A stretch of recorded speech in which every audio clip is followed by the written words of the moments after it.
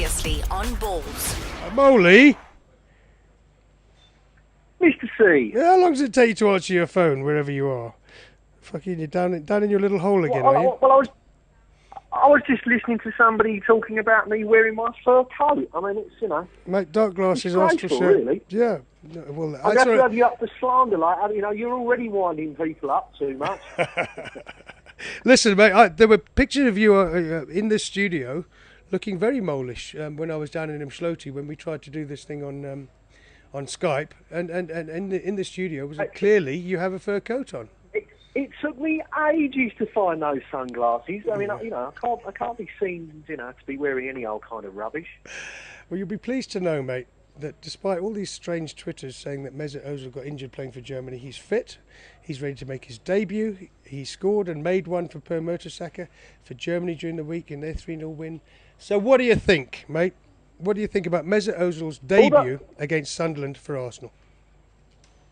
All those stupid comments that you were receiving, they weren't from rather jealous Spud supporters, were they? They were. Every one of them was from Spurs fans saying, "Oh, Mesut Ozil, terrible injury there playing for Germany." See, yeah, rubbish. It's all bollocks. On their bales. I watched a bit of Mr. Ozil the other night. It was a little bit like a walk in the park. I mean, let's be honest, it was on in the Faroe Islands, so it was a game played at a quarter pace, which probably done us the world of good, seeing as Per and him both played 90 minutes. You know, the guy's a cracking footballer. We know that. It's going to take him a little while to settle in. I hope that there's just not too much expectation on the one player that we've brought in, and that doesn't backfire a bit. I mean, I'm still a bit pissed off that we didn't go and buy a striker, to be honest, because I think we're still only one injury away from being in big shit. And he's not going to solve that. He can't do it all on his own. You can't expect that. So hopefully we will put that right in January, but until then it's fingers crossed on the injury front. But let's be honest, when is we Giroud injured? Lucky on the injury front? Comfort's just asking. Is Giroud injured? Because I heard rumours that he was injured and he won't be playing. No, the only one I've heard that's got the knock was Walcott, where that guy took him out and he went over on his ankle. So I know that there's going to be a late fitness test on Theo, but apart from that, Rosicky got a thigh strain. He came off early in the Czechoslovakia Italy game. Giroud, I've not heard nothing on Giroud. I think Giroud was okay. And the other little whisper was that they're now saying that Podolski could be back a lot sooner than what they first thought.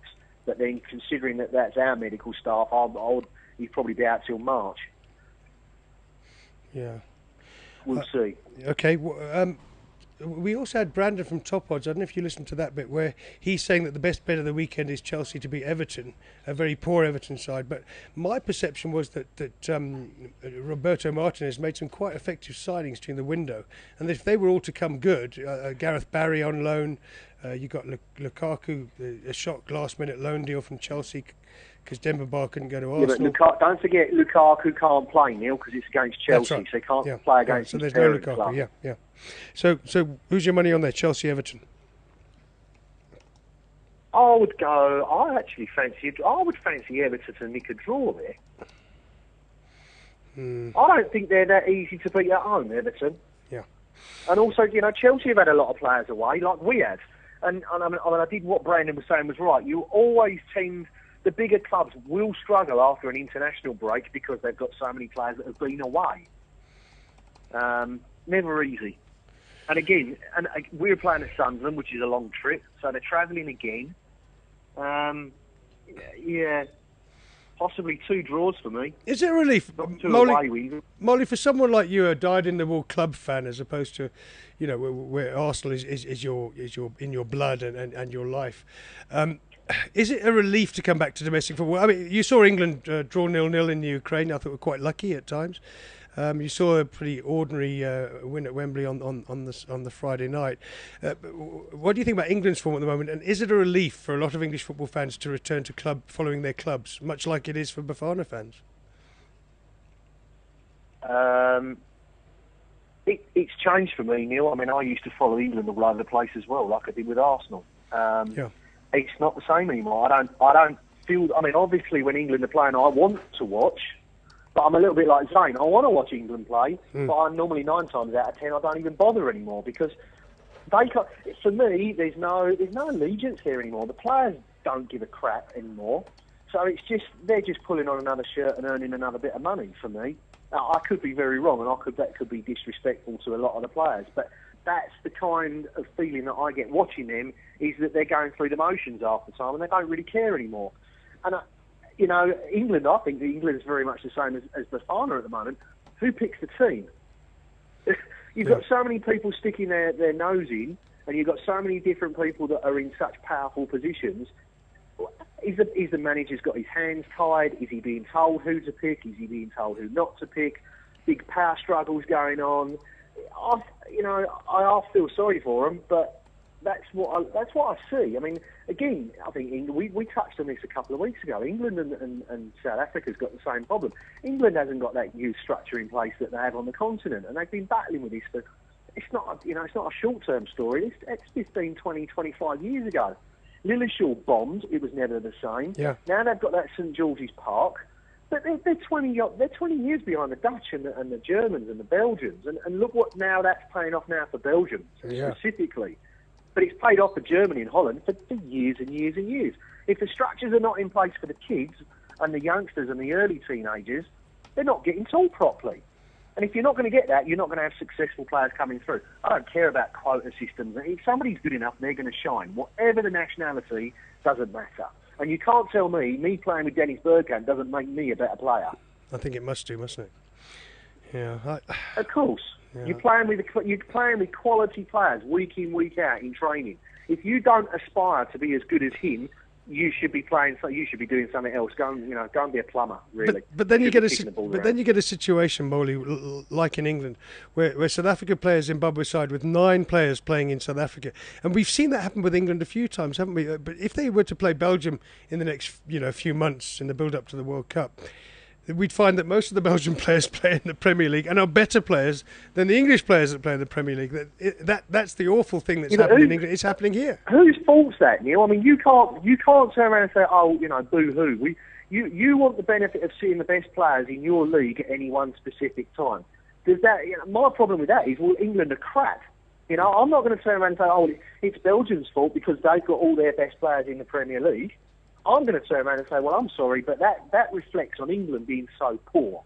And for many, many reasons, England are poor for many, many reasons.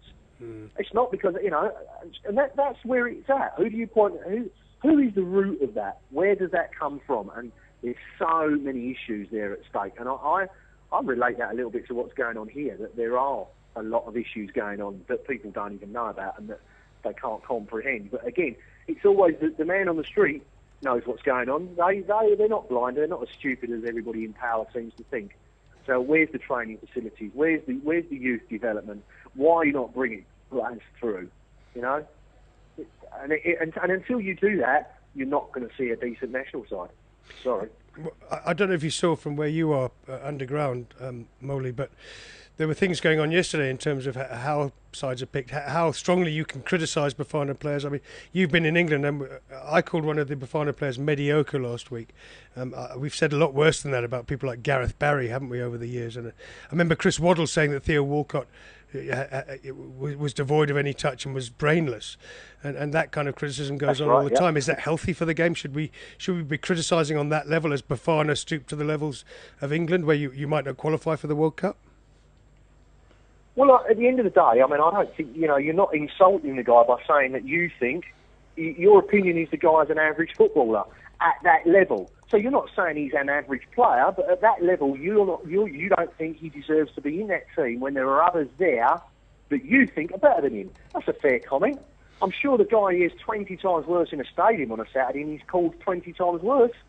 And it's water off a duck's back. That's what you get paid for. You're a professional. If you can't take that in, he'll look around the team and see what he is and at what level he is. He's not stupid unless he's got a big ego, of course, and that's no disrespect to the bloke that you're talking about.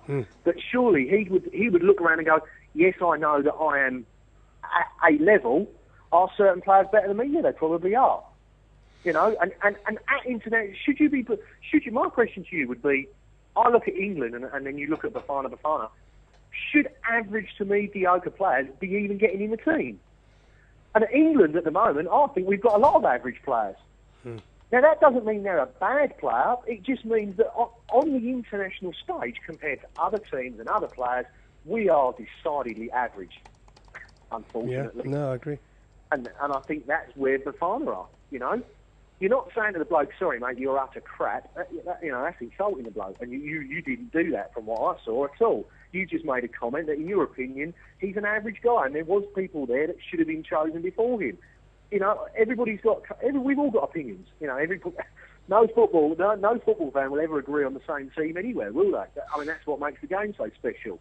We always disagree. Yeah. It's how you disagree. And sure, I mean, you're entitled to your opinion just like everybody else is. The agent's allowed to stick up for his player, but at least look at it properly from a sensible point of view. You're not slagging him off. You've just made a comment. Deal with the comment. Don't deal with, oh, you're being rude to him. You're not being rude to him at all. Come on. No, sure. Listen, I was just speaking to Comfort about these veterans or masters matches coming up over Christmas in this country. I've heard that a couple of your quite well-known friends are coming over here to play football in South Africa. Is there any truth in those rumours, Molly? There is truth in that. I think you need to. One thing you need to discuss with Zane, that if you can turn his batteries off and keep him off for like half an hour, is that Legends game. Yeah, that's right. Liverpool are coming over. Liverpool are in the country from the 11th of November to the 17th of November.